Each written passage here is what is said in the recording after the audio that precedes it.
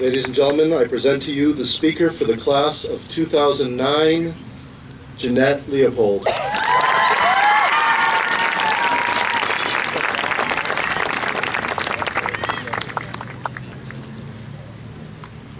My little brother had swine flu last week. I was surprised when I found out. Shocked even. Actually, I laughed at my mom when she told me. Swine flu?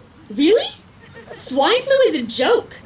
I never would have thought that my adorable little brother would miss some of his last few days of kindergarten because he contracted the virus that my friends and I spent weeks making fun of. I'm not saying this because I want to clear the audience. I'm telling this story because I think it makes a good point about how you never know what to expect. I didn't expect Matt to get swine flu, but he got it. No one expected the weather to be this bad in June, but it is. Parents, you probably could not have predicted your current tumult of emotions, joy, sadness, relief. And yet you do feel this way. Many of you are crying, and I don't think it's from fear of contracting the pig influenza virus. I think that you're crying because your son or daughter is graduating from high school, and because his or her role in your life will soon change. You are sad. Who would have thought? Ever since your child has hit puberty, you have been dying for him or her to leave the house. Kids cause nothing but trouble. I have 4 younger brothers of assorted ages, so I consider myself an expert on the subject of children. They stink. Literally and figuratively.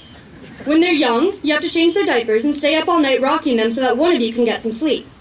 As they get older, they play in the dirt and you have to scrub their little faces clean. You have to do their laundry. You have to make dinner for them that they will actually eat. You have to keep them out of trouble, sign them up for extracurriculars, make sure they do their homework, stalk their Facebook pages, read their text messages, make fun of their boyfriend or girlfriend, look for colleges for them to apply to, convince them to wear clothes that fit, and, most importantly, do your best to love them at the end of the day. Loving them at the end of the day will be a whole lot easier when they're not around, so cheer up. Students, classmates, peers, look at you. You're crying. Or you will be as soon as you're not in front of everyone. Come on! You spent your entire time at Avon High whining about it. You got too much homework. The lunch lines were too long and the food was too greasy or not greasy enough. The senior calf got taken away right before we had a chance to sit in it. And the juniors got to park at the school this year, even though we weren't allowed to last year. The teachers all seemed to think they were the only ones assigning homework. None of the girls were hot enough. None of the boys were sweet enough. None of the teachers were lenient enough, except for Mr. LaChance, who, while a thought-provoking and hilarious man, was really only lenient if you were a die-hard liberal.